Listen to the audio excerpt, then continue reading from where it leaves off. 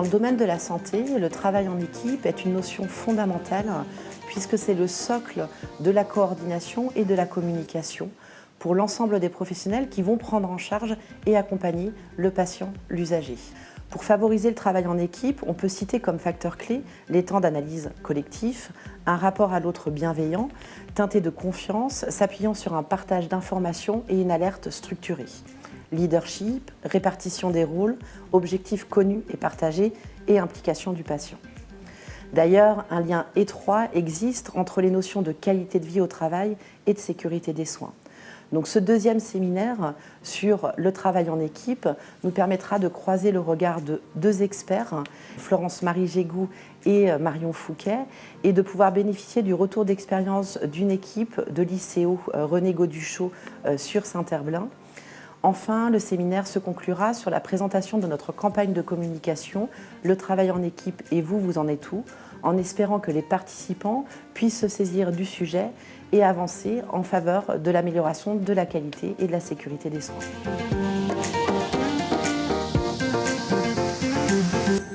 On a regardé un petit peu où on en était en France sur ces questions-là, avec plusieurs constats. Il y a un indicateur qui est très très fort, c'est la question du sens donné au travail à l'échelle de l'équipe et en inter-équipe.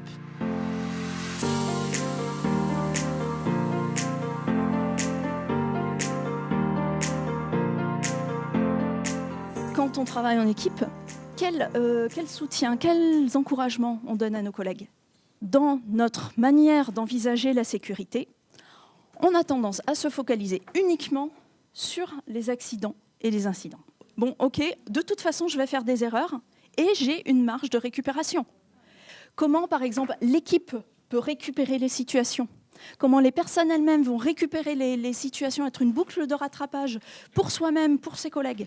Alors, le travail en équipe en lui-même est un outil de fiabilité extraordinaire parce que le fait de travailler en équipe permet justement d'avoir une boucle de récupération, une boucle de rattrapage du travail pour pouvoir assurer la sécurité. Pour ça, évidemment, il y a des conditions. Il faut que la parole puisse être encouragée, apprendre à formuler une remarque constructive, apprendre à la recevoir. Et puis aussi avec le lever de doute. Le lever de doute, quand on travaille en équipe, c'est un élément essentiel pour pouvoir justement assurer la sécurité des soins. Les biais de groupe, alors on a nos biais de raisonnement individuels, mais il y a aussi des biais de groupe et c'est intéressant de travailler là-dessus pour pouvoir mieux comprendre comment fonctionne le groupe et arriver à en faire une équipe. Et le travail en équipe, en fait, il peut s'apprendre de manière implicite, sur le terrain, en situation. Et il peut aussi s'apprendre autrement. On peut développer des formations à différents niveaux, des formations au niveau de l'individu, sur les biais de raisonnement par exemple, sur le processus de prise de décision, la perception du risque. On peut aussi travailler au niveau donc, de l'équipe et on peut aussi développer la formation au niveau organisationnel, c'est-à-dire qu'au niveau du management, le management a aussi des biais de raisonnement. Il y a plein de choses qui peuvent être développées, améliorées au niveau de la communication, que la communication soit plus uniquement un plan horizontal entre collègues, mais aussi à différents niveaux hiérarchiques pour pouvoir justement améliorer à la fois la sécurité des soins, à la fois la qualité du travail qui va être réalisé par les professionnels, et puis à la fois la qualité de vie au travail pour les personnels soignants. Comme ça, tout le monde sera gagnant, à la fois les patients, les professionnels, les experts de terrain, et puis l'encadrement également. Dans les formations, on utilise beaucoup le partage d'expérience. Le but pour le partage d'expérience, c'est de faire réfléchir les professionnels sur leurs pratiques.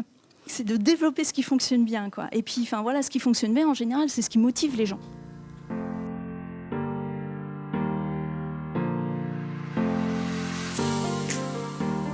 D'emblée, pour moi, la vision du travail en équipe et notamment sur les hôpitaux, c'est vraiment de prendre soin du facteur humain et de prendre soin du travail des professionnels. On a tendance effectivement à poser d'emblée la coordination et la communication comme deux facteurs importants, voire les seuls, pour la prévention en santé au travail ou pour prévenir par exemple, la survenue d'événements indésirables. Oui, de notre point de vue en clinique du travail, ce sont bien sûr deux éléments importants, mais pas seulement. Alors les fondamentaux du travail en équipe, pour moi, ça renvoie à la question du vivre ensemble au travail et notamment à la question de la qualité de la coopération ou des coopérations, que ce soit des coopérations horizontales, verticales, et à la question quels sont les facteurs qui favorisent dans l'organisation du travail des bonnes coopérations. Sachant qu'il s'agit pour nous en tant que cliniciens du travail, des liens que fabriquent entre eux les professionnels en situation de travail de manière volontaire en vue de réaliser un travail commun, une œuvre commune. Pour mettre en perspective deux visions opposées du facteur humain et leurs conséquences en termes de pratique et de situation, c'est de se dire, est-ce que le facteur humain, c'est un risque ou une ressource? Ou les deux? Alors, les deux logiques abordées sur la vision qu'on peut avoir du travail ou du facteur humain, elles ne sont pas anodines parce qu'on peut par exemple avoir une vision du facteur humain du côté de la ressource, le facteur humain comme ressource, ou le facteur humain comme risque, comme potentiellement défaillant. Et ces deux logiques-là, ces deux visions-là vont avoir une incarnation différente sur le terrain. On va se poser les questions différemment. On va approcher le terrain de travail de manière différente. On va agir différemment. Et du coup, c'est loin d'être anodin une vision positive ou négative du facteur humain. Est-ce qu'il y a quelqu'un qui veut se lancer sur une question ? Je suppose qu'à certains moments, on peut passer d'une des visions à l'autre. Et pour l'équipe de terrain, quand vous êtes manager, pour l'équipe de terrain, est-ce que quelquefois, ils peuvent perdre leurs repères ? Je n'ai pas le sentiment qu'on change de vision comme ça, mais on peut perdre de vue ce qui est en jeu derrière, notamment si on n'a pas la possibilité d'échanger, de partager, d'avoir le regard des autres pour se dire « Ah oui, peut-être que là, je suis en train de biaiser sur l'idée que je me fais et la manière dont je mets en pratique. » Et ça peut être apporté facilité par des espaces de discussion, d'échange sur les pratiques, effectivement. Pour moi, la coopération, c'est central dans l'approche de la qualité des soins et de la sécurité par voie de conséquence, dans la mesure où une coopération effective au sein des équipes et avec la hiérarchie, ça permet d'être dans des interactions qualitatives pour pouvoir faire le travail et par voie de conséquence assurer la qualité en référence à des référentiels métiers, à une éthique professionnelle et pour pouvoir assurer la sécurité des soins derrière. Donc l'idée, c'est d'être à l'écoute de l'ensemble de l'environnement de travail et des fonctionnements sociaux.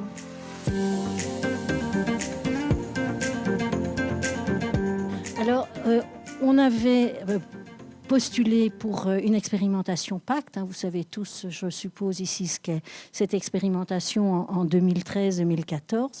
Et donc, on a considéré lors des échanges en équipe que depuis cette expérimentation, la culture de sécurité était mieux ancrée chez l'ensemble des professionnels. Elle se traduisait par des signalements d'événements indésirables qui étaient mieux rédigés, qui étaient plus pertinents.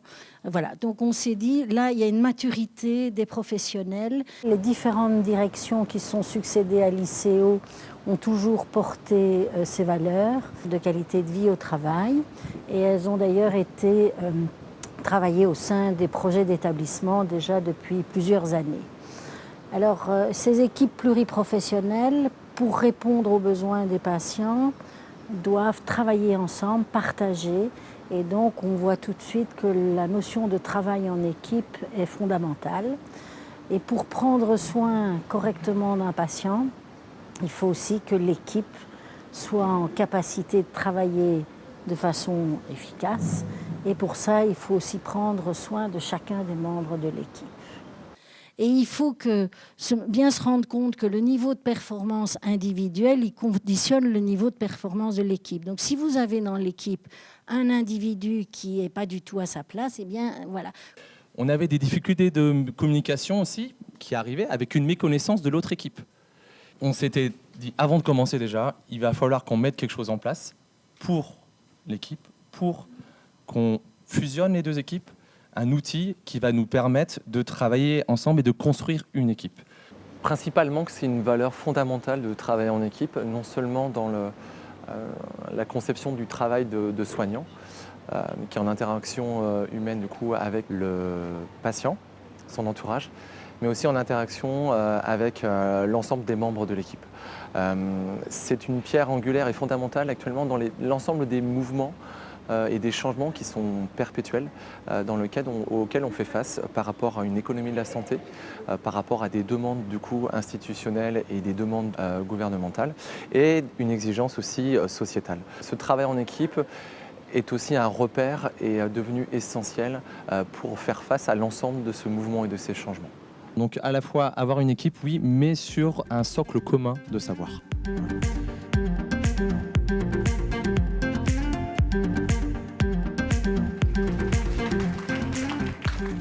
Et on va avoir un nouveau duo entre Noémie et Marie. On a fait le choix de proposer, dans le cadre de nos actions sur le travail en équipe, une campagne de communication complètement décalée. Donc, vous voyez, on est sur l'univers du ranch, sur une idée, une illustration de Marie.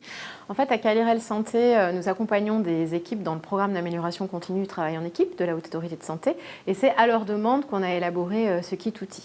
En fait, ils souhaitaient avoir des outils ludiques, accrocheurs, pour faire réfléchir l'ensemble de leurs professionnels à leurs modalités de travail en équipe. Donc on a choisi un univers complètement décalé pour leur faciliter finalement le questionnement sur leur façon de travailler au quotidien. Et c'est plus facile de s'interroger sur ce qui se passe chez les autres que chez soi-même. Voilà. Donc on les interroge du coup sur des fondamentaux du travail en équipe, c'est-à-dire voilà, comment on communique ensemble avec bienveillance, comment on se partage des informations, mais des informations pertinentes de façon structurée, comment on s'alerte, comment on ose alerter et comment on reçoit l'alerte, et puis bien sûr se connaître, se dire bonjour, enfin les fondamentaux du travail en équipe. Et l'objectif, c'était vraiment sur chacun des flyers d'avoir une situation qui dysfonctionne et une situation dite idéale.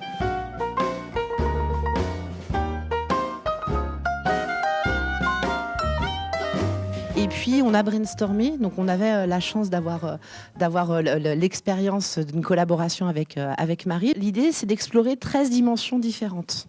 On n'explore pas tout dans ces outils, donc il y aura sûrement une saison 2. Mais ça permet déjà un premier questionnement sur le travail en équipe et puis quelles actions, finalement, on pourrait mettre en œuvre, comment chacun pourrait s'améliorer dans son fonctionnement. Donc, il y a 2 dimensions qu'on n'explore pas, c'est notamment la dimension du leadership. Et puis le deuxième sujet, je vous en ai un peu parlé en introduction, c'est la question de considérer le patient, l'usager, comme membre à part entière de l'équipe. Donc l'idée, c'est vraiment que vous puissiez vous embarquer dans cette campagne de communication et puis peut-être vous donner l'idée de l'utiliser par mail auprès de vos équipes, avec une campagne de communication journalière, sur l'intranet. L'expérience de l'aéronautique et les enseignements des événements indésirables ont montré que la qualité et la sécurité des soins reposaient sur le travail en équipe. Nos intervenants l'ont rappelé en insistant sur la communication, la coordination et la qualité du vivre ensemble, de manière que le facteur humain soit peut-être un risque, mais surtout une ressource. Sur cette thématique, Calirel Santé propose des outils disponibles sur son site et un accompagnement en pointant 2 nécessités. D'abord l'engagement institutionnel et ensuite un point important, c'est l'implication du patient dans toutes ces démarches de qualité et sécurité des soins. C'est d'ailleurs l'enjeu de notre 3e cellule.